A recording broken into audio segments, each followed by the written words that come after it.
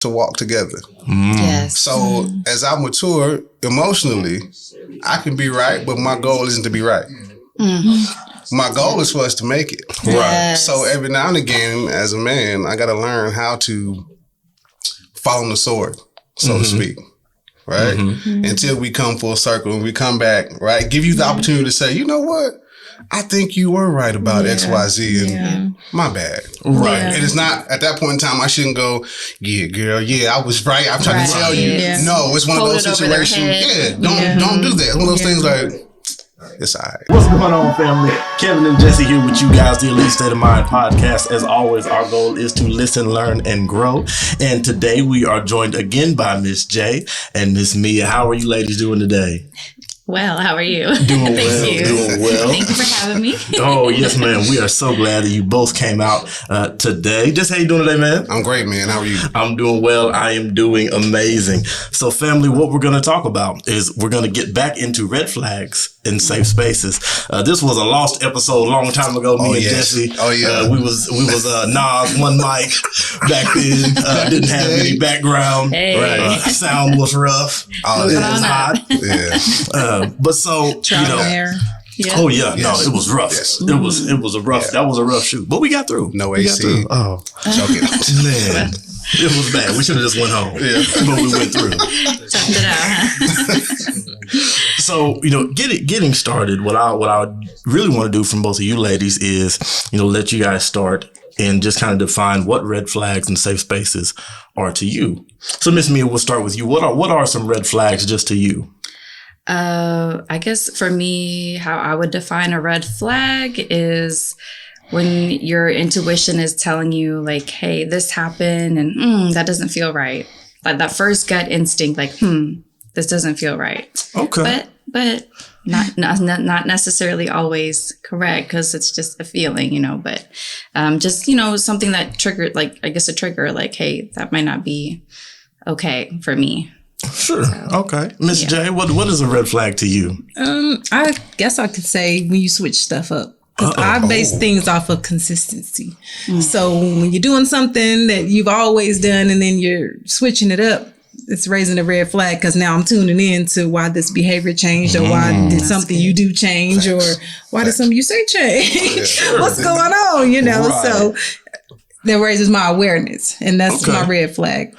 Okay, good. And that kind of leads us into, do we create red flags that aren't there? Is it, if somebody switches something up, obviously, I think most of us would feel, the way you feel. Absolutely. Like, why are you, now you used to hit me with the good morning. Right. And now I don't hear from you till 12. Right. Well, who's getting the good morning now? Yeah. Right. Don't switch up. You better stay the same. You better hit that good morning. Because I'm tuned in. I pay attention to everything. Right. Good morning comes at 7:59. It's 8:02. Right. You better text it. What's going on? It's 3 minutes. I understand. But what if it's, do we create these red flags because maybe we don't sit down and have a conversation? Right. With a person? Do we, do we jump to a conclusion and then cause some friction in that, whether it's a friendship, business relationship, or just, relationship, of that, space. Jesse, what do you think about that? We oftentimes do create those. Like we talked about, beforehand, sometimes we can overthink. It's not predicated on male or female. I think it's just more so about your humanness. If we vibe, and if you mess up the vibe, then what's going on? What we doing? Right? So I think it's more so along those lines. Okay. Miss J, has there been a time when you're like, okay, I'm looking, but then maybe you created a red flag and it wasn't something to, necessarily cause friction? Absolutely. Especially when you've done something and then you're doing something differently for yourself. My thing is start in the beginning. If this is who you are, be who you are in the beginning. That way, when you are getting into the things you like to do, it doesn't raise my awareness because you've been doing it. Okay. Does that make sense? Like if you've been taking time to hang with your boys or gym, I'm speaking in relationship form. And then dating me in the beginning, it's about me, and now you want to go with the boys, but you wasn't doing that, So it kind of be who you are in the beginning always. Okay. If this is something you like to do it in the beginning so that your partner is aware of who you are, what you like to do, your hobbies, and you're not switching it up all of a sudden. Right. And let me pose this question. Let me pose this question to you. Is it, and again, as Jesse said, I don't think it has a difference with, with male or female. Right. But whenever we get in a relationship, we always want to put our best foot forward. Right. And we want you to have, all the time and all the attention. But like you said, it's not authentic. Right. If I have homies, that I've had for 20 some odd years and we get together every Tuesday, but I ain't done that for 6 months. Yeah. And then now I'm now you going to do it. It's time to go play 2K. And she can't go. Yeah. What advice would you have to say it's okay to have that, or how do you start that conversation of just be authentic from start? Have that balance. Okay. Be able to balance. And to me, that's about knowing who you are. That's about knowing what you like to do and being comfortable with yourself. Because I think you'll automatically create that and you'll let the boundaries be set. This is my gym time, so you may not hear from me. Just say it. Right. Speak up. Okay. Just have that conversation and say it. Sure. Miss Mia, how would you say it would be good to have that, as she said, the balance of, let's be authentic and so therefore I'm not sitting here overthinking, or maybe I'm not projecting, the action you've just done onto our relationship from something in the past. Communication. Okay. I mean, absolutely. We're emotional as humans. And so, through previous experiences, you kind of base, future situations off of. Sure. And sometimes, like for myself, I find myself reacting to things still. Sometimes working, still working on it. But, if you can, and this is a good leading into the safe spaces. Like if you can create a safe space where you feel, if it's however many people are speaking, if it's you and your relationship, if y'all both feel comfortable in that space where you're not judgmental, where you're not going to be reacting or like criticizing, but just be able just to have that like emotionally intelligent conversation. Like, sure. Yeah. The emotional intelligence is a big thing. Yeah. Because one, it's not something that, is taught well in many homes to males or females. I'll just speak from, the male perspective. One, we're either taught to, repress our emotions until we just cannot contain them. And then we're definitely not taught how to express them, in a positive manner, especially, whether I think the worst one is if you're sad. And Jesse, I'll let you speak on that, from being a male, because you're always, if you're a boy, you don't get to be sad. Right. Dust yourself off. Or angry. Right. Yeah. I think one of the main things we have to do now that we are aware, now we're in position to be the parents and the leaders that, are emotionally intelligent, then we create that space to say, hey, this is the emotion. You're sad. Well, what is it exactly that made you sad? What made you feel this way? Tell me the events that led up to that. Or if you become angry, right? You tell them what made you so mad? Right. I really didn't like when so-and-so, took my G.I. Joe. Sure. Right. And so we're actually like going through the process of understanding, right, where the emotion, where it began, why it made you feel that way. And then the opportunity for us to actually, increase the emotional intelligence is there. Right. This is how we handle this situation, right? We have to be able to control our emotions. And a lot of men have a problem with controlling their emotions. Well, I can say both.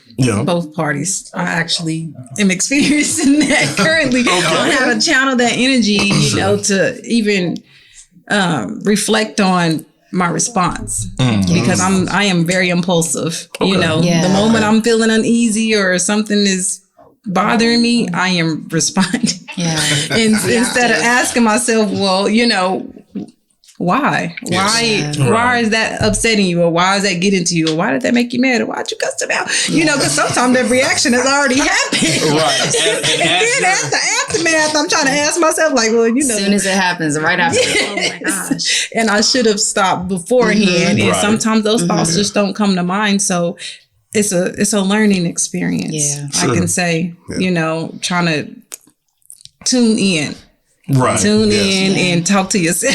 Yes, you have to. Talk to yourself. Yeah, awareness. Like, Absolutely. definitely. Or someone bringing it to your attention. So I appreciate that, having people around, peers that are pointed out to you, because you're not always right. And how you respond to things aren't always right. So you need good people in your corner to kind of tell you or correct you when you're wrong. True. Yeah. So, that's true. And that's in this book I'm reading, Mental Dynamite, there's a conversation between Napoleon Hill and Daniel Carnegie. And the one thing Mr. Carnegie talks about a lot is that emotions are very important, but they have to go through the faculty of reason and logic before we begin to act on them. So whenever obviously we become emotional, before I speak or before I take an action, like you said, I need to run these things through logic and reason. And then, okay, we can still say what we need to say, but let's say it like this. Because the conversation still needs to be had. They just don't need to be 3 MFs. Right. Because now they'll miss, they'll miss out on what's really going on. And all they know is that they've been called out their name. Right. So, but that takes maturity, for us to get there and be like, oh, maybe I don't need to cuss everybody out. Yeah. Right. I think for that, like, definitely self-awareness is like so important, because, your mind, it creates your reality. So your thoughts is like, your emotions. And something, this is something I still work on myself. Sure. But through my reading, I don't remember what book I was reading. Gosh, but I think it's The Secret. Okay. Really good book. I recommend that. Nothing like a good secret. Yes. We highly recommend. But the question was, what am I thinking right now, and how am I feeling right now? And that'll help you bring yourself back to center. Because as soon as you ask the questions, like, you're aware, because you're looking at yourself. You're not in the emotion. You're observing the emotion or the thought. Okay. So self-awareness. Yeah. So important. People who aren't self-aware, that is a red flag for me. Yeah. Me too. Like I understand that, we're all on a journey and nobody has it. I definitely don't have it, all together. But if you cannot, as Miss J said, if somebody brings you hey, don't cuss people out all the time. Like, no, they need to get cussed. Right. You keep talking, I'm cussing too. They deserve it. Right. It's falling on deaf ears. That's exhausting. And that's, especially, I think, in friendships, definitely in relationships, if we keep having to have the same conversation ad nauseum, is why. Why am I wasting this good oxygen? Right. With the billions of people on this earth, you want me to waste my oxygen having the same conversation? And, one thing I have to realize is maybe I'm not the person to help you achieve this goal. Right, yeah. Maybe I'm not the one to help you, get over this hump, whatever it is. Or maybe my delivery to you can't understand it. So maybe you need to be spoken to in a different form or in a different way. Because maybe what I'm saying, sometimes it takes more than one person to tell you something. Yeah. Like, I've been telling you this whole time. It took that person to tell you. That's what I said. Exactly what I said. Yes. And that's the time you really want to just cuss them out. Because you're like, I'm talking to you about this one. I'm guilty. Same. Definitely. I'm so guilty. I know. I'm right there with you. Just like, well, why didn't you want to listen to me? And then I think that may be a time where we do create the red flag that's not there. It's like, oh, well, you must not love me. You must not trust me because you didn't want to hear me.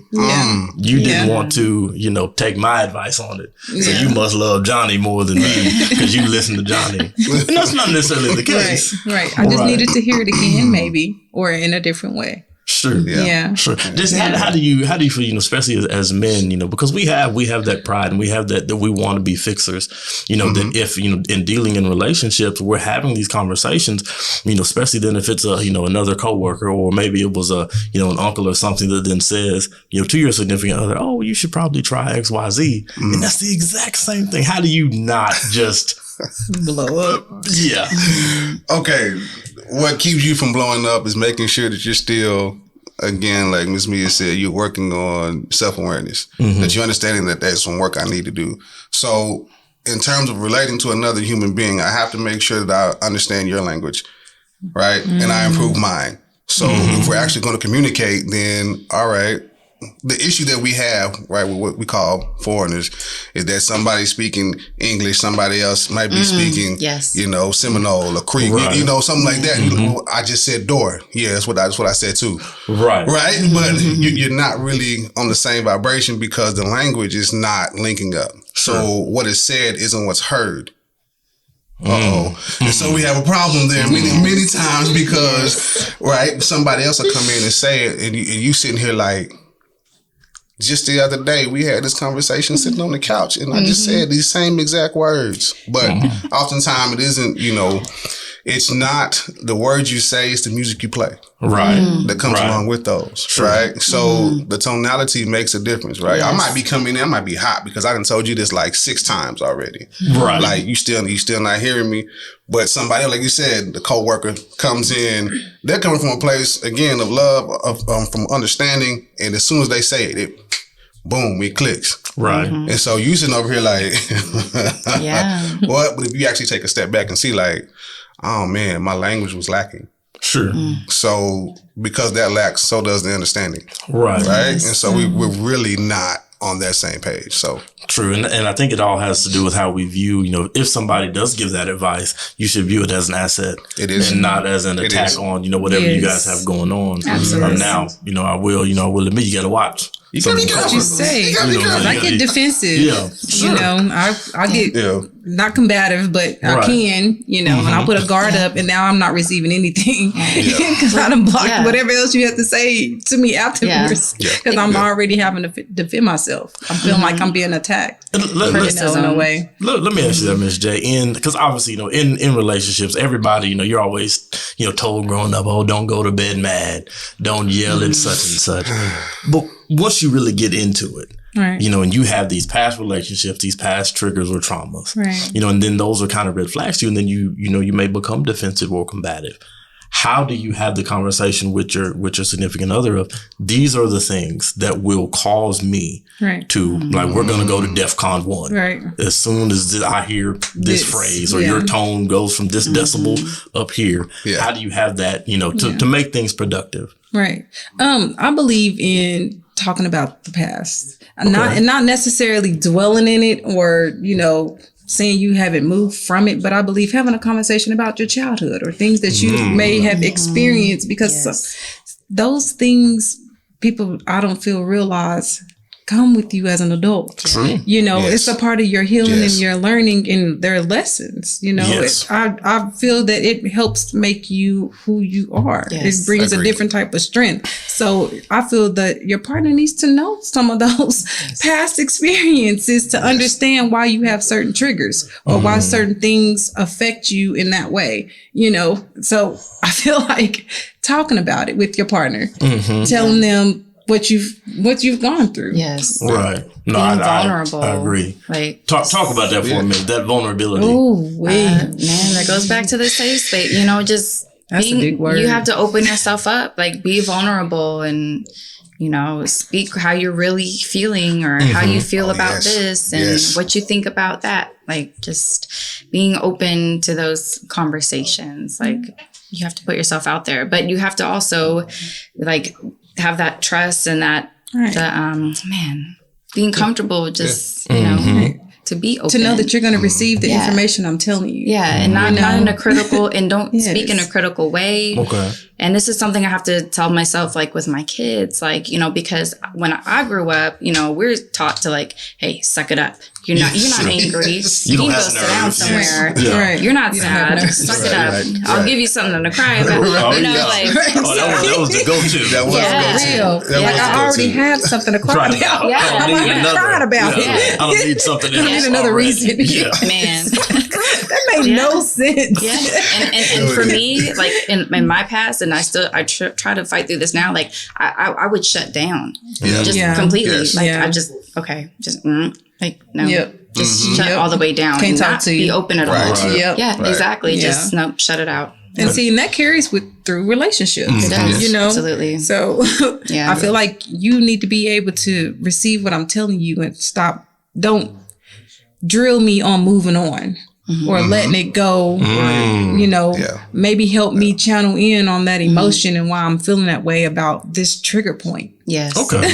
Let's talk about it. Let me pose this question to both. You're not my therapist, but you know, you're my man. So at some point in the relationship, we become that, you know, for each other. A little bit. Yeah, absolutely. Definitely. I think so. Yeah. Is it that, you know, in the relationship setting, you know, because again, men being fixers, we, you know, I'm sad. Okay.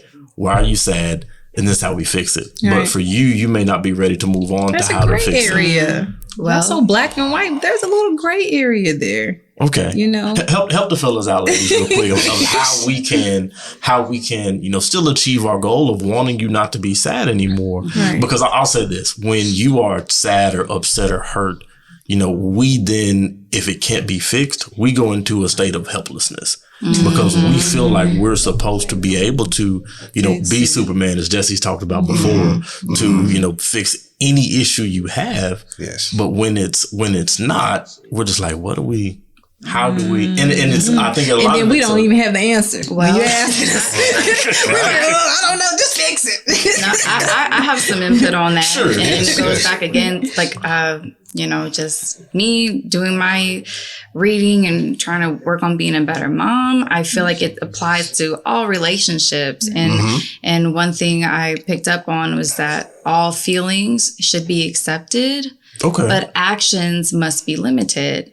So it's okay to be upset or be angry at this, but don't yell at me. Don't hit me. Don't do, don't disrespect. Yeah. It's just action. So just being able to, the emotional intelligence, be able to, speak, tell your emotions to this person in this safe space and not be criticized and not give a lecture or you just pray to God and or whatever, or that sounds like, it's just like being open, accepting, just accept my feelings. I feel like this and I'm telling you how I feel. Don't try to you're making a big deal out of nothing or, just accept it. Just listen. And I want to tell the men, just don't give up. You know? So I know you're trying to help, heal, be there, support. Don't give up. Some things take time. Sure. And some things for that person is going to take a little more time than what you may have allotted in your own mind because you want to fix it. Right. Yeah. So just realize this person is battling. And they're going to come through, especially if you see it in them. Right. You believe that you guys can be great together and that y'all can heal together and grow and, move on in life. Just don't give up. Stay there. Keep fighting. Take some time away if you get frustrated, Walk away. That's a good. Walk away. That's another really good one. But come back. Don't leave. I'm a little emotional, so don't leave because I'll be upset even more. But sometimes, honestly, walking away in the heat of the moment can be one of the best things you can do. Yes. Like, I love you too much to argue with you like this. I'm going to step away. And when we're both calm, we can come back to this conversation. That's real good. There's nothing wrong with That's that. real good. Because when you're in highly emotional state, you're not going to get any progress. That's it's going to build up it's touchy. Yeah, it's going to be worse. So, just give me a minute. Yeah. or an hour. Right. Whatever it takes. Whatever it takes. And I want to go back to what you said about, men feeling like you got to fix it. And when you feel helpless, you feel like you can't do anything. I feel like there's a flip side to that point.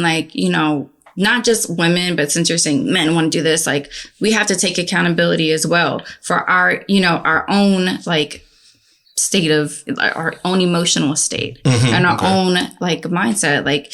You can't just, I know you did something to upset me, but I'm just going to be mad about it all day. Why? That's good. There's a problem. Let's find a solution. Not reacting, but being able to, not reacking, but resolving. Resolve, yes. Resolution. Let's fix it. Being able to apologize. That's when I had to learn, Two people can be right. You can be right. I can be right. That's like you saying we the just language. have a different perspective on it. But Right. that doesn't mean either person is wrong. Right. I think, what's the objective? Right. And just I'll let you answer this one. That one red flag, in relationships is we are having this conversation so I can prove my point and be right. But we're not having this conversation so I can be heard. Right. Yes. Ego. Yeah. Jesse, how as men do we move from a place of dominance and I'm right to just, hey, I just need you to hear, why XYZ, made me feel this way, or why when you did this, I didn't like it. I think we have to move from pride, from ego to the goal is for us to win and for us to win together. So in order for that to happen, I have to hear you because I can be right. Like y'all said, I can be right and you can be right. Sure. What's the objective here? Right. The objective is for us to walk together. Yes. So as I mature emotionally, I can be right, but my goal isn't to be right. My goal is for us to make it. Right. So every now and again, as a man, I got to learn how to follow the sword, so to speak. Right? Until we come full circle and we come back, right? Give you the opportunity to say, you know what? I think you were right about X, Y, Z, and my bad. Right. And it's not, at that point in time, I shouldn't go, yeah, girl, yeah, I was right. I'm trying to tell you. Yeah. No, it's one of those situations. Yeah, don't do that. One of those things like, it's all right. Right. We in this thing. Come on, let's go. Because that's a challenge too, women being able to listen to your man. Oh, yeah. Because we're high strong. We're high strong. A lot of us, and we all the time think that we know. Yeah. And so it's hard to bring it down, be a little submissive, and listen. That's submissive word. That word right there. Right. I am learning. When I say y'all, I'm in my journey. A lot of this is personal. Okay, that's okay. I'm in my journey on learning to be submissive and listen to a man because I've been doing this by myself. To trust a man, To like trust lead you forward, Yes, and realize you have my best interest. And that's the thing, when the question or the topic of submission comes up, you have, a lot of men who want that and they use that as a reason that the relationship isn't working out. But then if you go talk to the brother and you're like, okay, well, she's not submitting to what plan? Yeah. Right. Got the blindfold on her the whole time, but follow me. Yes. But he ain't got right plan. over here. Like, when you ask him, okay, well, what's your budget? What's your plan? Yes. What is just Because I can follow. You lead. Come on. what is the actual objective? What's the objective? Absolutely. And as men, and that's all we got. Well, let's walk together. Right. Like, let's hold hands and we just. Which means at some point you're going to be right about something and so am I, because now we're having to do this together. We're on the same page. Yes. You're not here and I'm here. We're not on a seesaw. Right. So if we're going to be doing this together, that means sometimes you're going to be able to lead in some areas you're strong in, and sometimes I am also. So we should be able to grow and do this together. Now, if the situation was different and you already had it all planned out, mapped out, money in the bank account, I can follow your lead and pick up in areas where you lack as your woman and make it even more and grow it even more. I can hold on to a 20. Add value. Yes. Add value. I can hold on to a 20 now. Don't text it. I stretch it out. I got gas. Well, not nowadays. Hey, you need 50. You need 50 nowadays. 50 nowadays. You can stretch that out a weekend.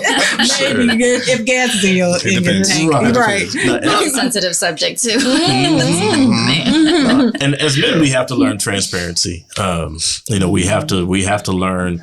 We go back to the word of vulnerability, and and you ladies, talk about this if you would. That does it help you when men come to a place where they're able to be vulnerable emotionally and then share with you, hey, this is where I see us in 5 years, in 10 years, whether it's monetarily, whether it's in our walk with education, well, this is where I see our children, opposed to, well, I got the plan, but then you come to me, what's the plan? No, this is all for me.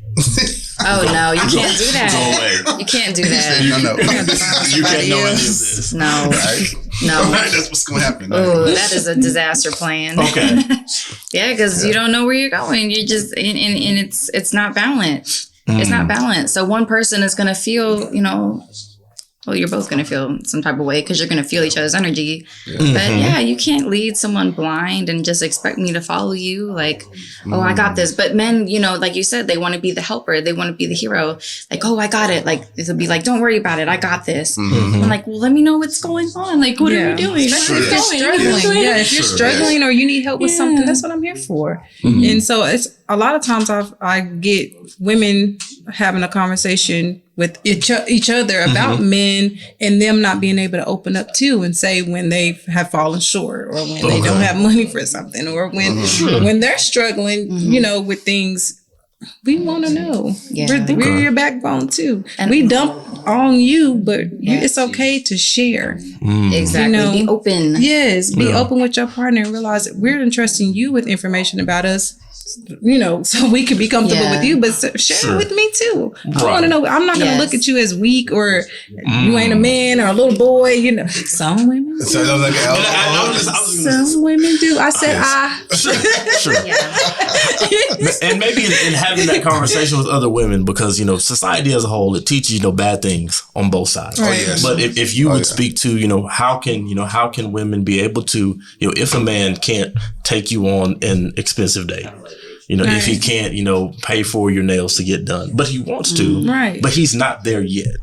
How do women bring and let him know it's okay? That's a good question. Right. It goes back to that plan. Well, what is your plan? Because this is the things that I like. Sure. And I would love for my man to be able to do this for me. Right. So I'm not calling no sugar daddy or somebody else to pick up the slack. To pick up the slack. I want my man to be able to do it for me. A lot of women are attracted to that security feeling. Absolutely. You know what I mean? But for me, like, I feel like it's the mindset. It has to be their mindset. Right. Because you could be broke right now and be a millionaire in like 3 years. It's their mindset though. Like what is their drive? Like how is their ambition? What is their like do they set goals and you know take the steps to get there? Like it's not all about what they have at that time, but what is their mindset? Right. That is everything. Because the money comes and goes. True. But your mindset, like you're stuck with that. Right. Yeah. So and then love her in another way. Okay. You know, so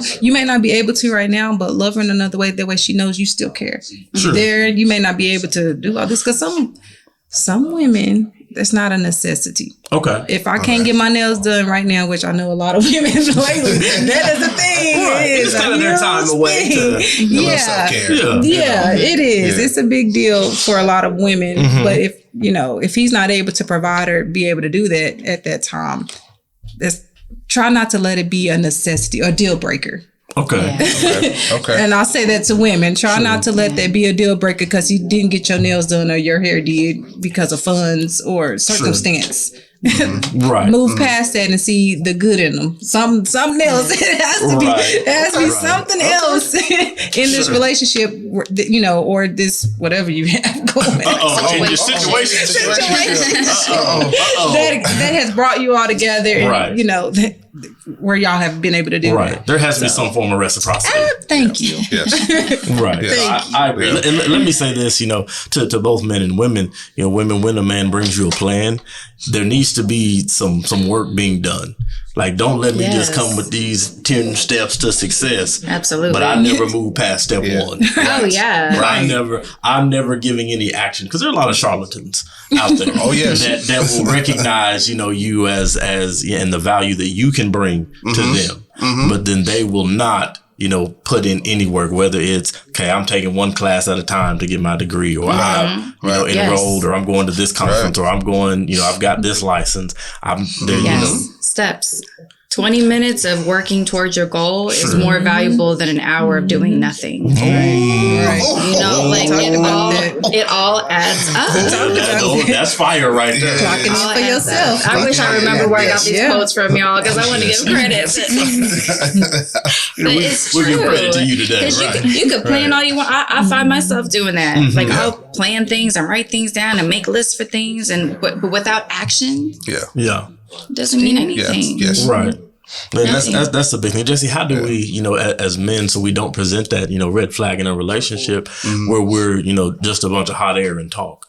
Because, you know, so many of us, we just, you know, we get to the part where we do start reading, game. you know, but then we don't we're afraid to take the action because if we fail, oh yeah, we're looked at by our peers as we told you wasn't going to do that. Right. Fear. Right. I think, understanding that failure is not forever.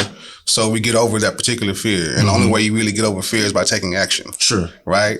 High level execution is when we've grown from, a young adolescent to being a young man to a grown man. Grown men are interested in executing at a high level. Sure. And we get pissed when the plan is in place and we're in the middle of executing and you interrupt. Facts. Okay? Facts. Because we understand at the end of the day, what you want is execution. Yes. What I need personally is execution. Yes. If this is my plan, right? I'm telling you, I have a definiteness in this plan, right? And we're going this direction. Don't deter. I'm not going to the right. I'm not going to the left. Until this thing is done, ain't nothing else popping. Right. Absolutely nothing. Right? It's right here, and then this is all we're doing. So we know that along the way, if I can get to, this is number one on the list, right? Went through my book, it's number one right here. Then I get from 1, 2, 3. If I know I'm able to do that, then I know for a fact you can see that everything I told you I was going to do, I'm doing. And that's taking the necessary steps. And that's what it is, keeping my word to myself. It's crazy you said that because I've seen this, and then it actually made me start doing it. Okay. It was actually like a motivational plan. Like, okay, well, you got this list, and you conquered this. You went over here, did this. Okay, I need to do that. And it got to the point where it became something I would do also. See how much I can get done in one day for myself. Like kind of like not a race, but a little task list. That's right. 20 minutes. Holding yourself accountable. Right. Absolutely. And nothing wrong with healthy competition as well. Yes. And that's what I have to channel in and learn. Healthy competition. I am a competitive individual. So everything is competitive to be. and especially in relationship. Right. They can still be used to be healthy in the relationship as long as it's, again, I don't use it to dominate you and then make you feel bad. If you don't, accomplish whatever your goal was. If we have the conversation of, okay, well, what obstacles did you have? Because my goal should be to remove obstacles for you. If it was, well, during the day, I went to, do X, Y, Z, but, maybe I didn't have enough bandwidth or power from the internet to work all the facets of my job. Okay, well then I know the obstacle that needs to be removed is you need to be able to do more, have internet at a higher speed, opposed to, you just suck. Right. And now you feel bad, you're mad at me, and then we break up over some internet. That's that safe space again. Like, you should be able to have conversations, and I like how, I can say with a relationship, like, what is your goal? Like you were saying, what is your goal? If your goal is to be together, with life, things happen, you have to deal with it. You have to deal with the situation to come back. So what is the goal? Okay, well, this happened. I didn't like this. Let's talk about it and let's move forward. Let's get back to the goal. And so let's dive into that one. What is a safe space in 2022? I mean, it may be the same that it was in 1920, or it may be totally different. With everything that goes on. Miss J, I'll ask you first. For you, what is a safe space in a relationship? Y'all, we've been using a big word that's big to me, and it's the vulnerability. Okay. And being able to be submissive with my partner. Okay. And being able to talk to my partner in a way that I've yet to share with other people. And trusting him with certain information. Okay. Because I see our future. Sure. Ooh. So it's deep. It's deep to me. If I'm going to have this conversation with you or talk to you or be open and transparent, I need to know that you're my person. So you're in my corner. Safe place to me is you being my person. You being someone that I love. Well, I guess you got to deal with the Grey's Anatomy. You're my person.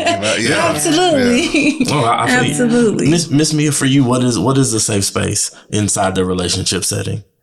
Inside a relationship setting, well, I relate everything, like I said, the thing about with my kids, it's just relationships in general, but just, like we touched on before, just allowing this person to be open to you, not coming with the criticism, not being judgmental, but just being accepting of how they feel. Yes. Okay. Because that's how you get comfortable. Like, you wouldn't want to, you're not going to go vent to your friend that's always like giving you advice. Well, you should have did this. Right. And well, didn't I tell you that I told you it wasn't going to happen like that.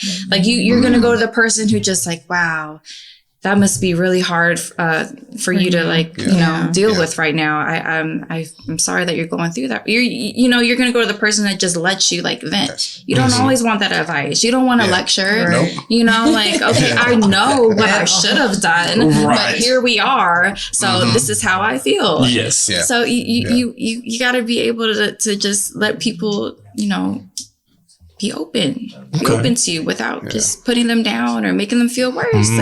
You're not going to feel comfortable talking to that person that's, shutting you down. Right. Jesse, what's the safe space for you in relationships in 22, especially being the 80s, baby? Shout out 80s. And it's, like you said, it's difficult because we grew up in that time frame where, hey man, don't nobody want to hear all that. No. Like we ain't doing that. Yeah. But just understanding, like we said earlier, that what we've experienced in our childhood, we bring with us to our adulthood. So, like you said, who can I trust? Right, we're changing the definition of trust from one of emotion to one that's economic. Yes. Something that's held in kind for another. Yes. Right? So the trust is actually a third party transaction between you and I, if it's present. Yes. I'm giving it to you, you in turn give it to me, and it's set in the middle. It's in between us. Right? That's there. So that's huge, right? Being able to trust, because if I can trust, then, and here's the thing also that I learned about trust. People say all the time, like, trust is earned. Trust is given. Yes. Right? Because human beings are human, right? Yes. They're going to do, people are going to people. Yep. They are. It just is what it is, right? So you have to come, be okay with you and just say, hey, I know who you are. I know what you bring. I know the value that you have. So here, I'm going to entrust you yet again. It happens to us often between us and our creator. I'm going to entrust you again with, if you have children, with children, if you're in a relationship with that other person, with that job, with whatever it is, you're entrusted over and over again, even though you fail continually with that, right? So that same level and measure of grace in which you've been given, you also got to give to other people, because they're just like you. And they're going to do what they do from time to time, right? With the greatest of intention we might have, but still, I'm like, my bad, bro. Yeah. Right? And that's a tough one. And so I still gotta go, yep, it's my guy. Yes. Right? That's my girl. Yeah. It's like, here you go. Yeah, it's still there. So, that is huge, because with the trust then breeds the position of being vulnerable.